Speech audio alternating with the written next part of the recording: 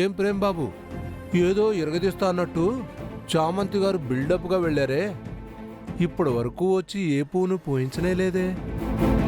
జైలుకు వెళ్ళడం ఖాయంలానే ఉంది. ఇప్పటికైనా ఒప్పుకో అబ్బా. ఆ అమ్మాయిని ఎక్కడ చంపి పాతి పెట్టేశావు? మీరు అమ్ముడుపోయిన వాళ్ళని అడిగితే చెప్తారు.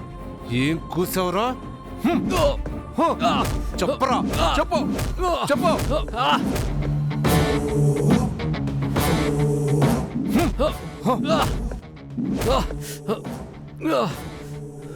నన్ను అమ్ముడుపోయావంటావా? నిన్నింక బయటకు వచ్చే దిక్కు దివానా లేకుండా చేస్తాన్రా. కేసు అంతా స్ట్రాంగ్గా రాయించా. చచ్చావే. ఇదిగో రాంబాబు సార్, బాబుకి భోజనం అయిపోయింది. అందరూ భోజనాలు చేసి సిద్ధంగా ఉండండి. టైం అవుతుంది, కోర్టుకు వెళ్ళాలి. అలాగే సార్.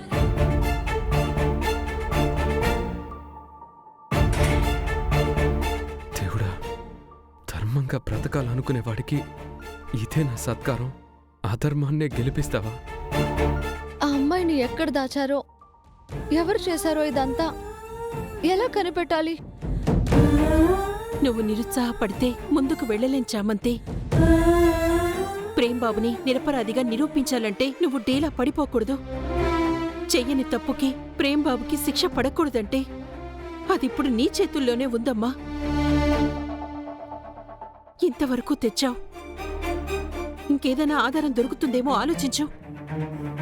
ఇది ప్రేమ్ బాబు ఒక్కడి కోసమే కాదమ్మా, కన్న కూతురి కోసం, ఒక కన్న తండ్రి అనుభవిస్తున్న వేదన కోసం కూడా.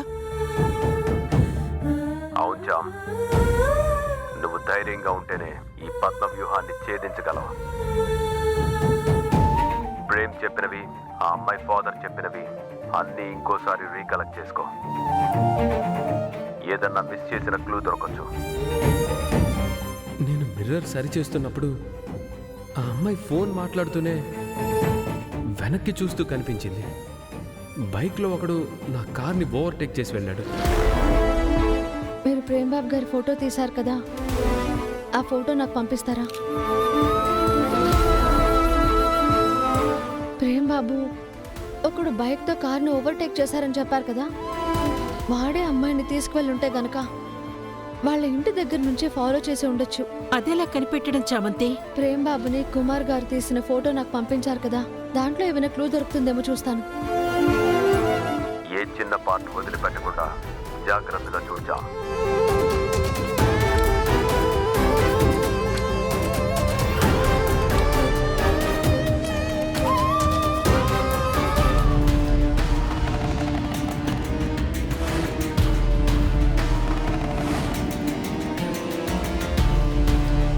అత్తా, చిట్టి ప్రేమ్ బాబు చెప్పిన పోలికలతో రమ్య ఇంటి దగ్గర బండిలో ఒకడున్నాడు చూడు.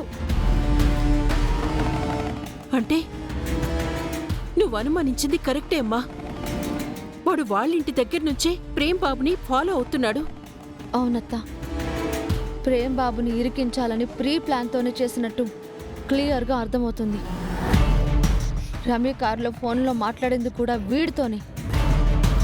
వీడు చెప్పిన దాని ప్రకారం రమ్య కారులో దిగిపోయి వీడి బండిలో వెళ్ళింది.